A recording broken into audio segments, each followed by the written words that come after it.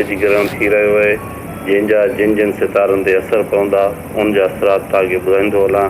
21/6/2020 बिरोज़ आचर जी सुबुह जो 9 वॻे खां वठी 1 बजे जे दरमियान में तारीख़ी जंहिंजे सितार ते पवनि था उहो तव्हांखे ॿुधाईंदो हलां त जेके ऐं हुन में 4 सितारा गॾु आहिनि। जेको बिरजे जुज़ा में थी रहियो आहे, अलफ़ ज़बर लाम लकुण ऐं अलमंदा नालनि वारनि माण्हुनि जे लाइ का ख़ुशख़बरी मिलंदी।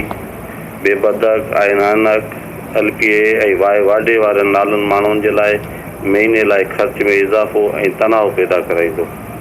काफ़ कलम काफ़ कुतो हाय हरणी के घोड़ो हाय हुको नालनि वारनि माण्हुनि जी तबियत में चिड़ ऐं तकरार पैदा कराईंदो। मीम मस सीन सीटी सीन स्वात गाफ गॾ ऐं सोए सूफ़ लाइ नालनि वारनि माण्हुनि जे लाइ सुठी ख़ुशख़बरी मिलंदी ऐं पे नालनि वारनि माण्हुनि लाइ फ़ाइदे जे मालियाती फ़ाइदे जो इम्कान आहे। रेल ते तारो तोतो वारा माण्हू एतबार खां पासो कनि न त दोखे मिलण जा इम्कानात आहिनि। नूं नत इहे यको वारनि माण्हुनि जे लाइ नालनि वारनि माण्हुनि जे लाइ ही मुफ़ीद साबित थींदो ऐं मामलनि ते तस्तरस पैदा कराईंदो। फेफानूस बेबदक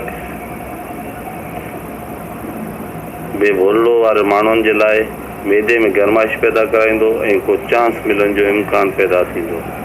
जीम जुती खे खचर के खत वारा माण्हू जल्दबाज़ी खां परहेज़ कनि।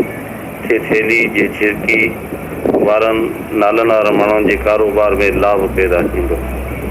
आइननि जे सदको ऐं ख़ैरात जे कढिजे त सत मिठाण हसबे तौफ़ीक़ कढे माने कीड़नि मकोड़नि खे सदको ॾियण बि मुफ़ीद साबित थींदो। ऐं सुबुह जो सूरज भॻवान खे जेकॾहिं पाणी जो लोटो भरी हुन में 7 पन तुलसी जा ऐं 7 पन 7 दाणा कणक जा विझी सूरज खे जल ॾियण बि फ़ाइदेमंद ऐं लाभदायक साबित थींदो। इन जे अंदरि इंसान करण सां घर में पैसे जी रेल पेल ऐं सुख शांति जी पैदा थींदी।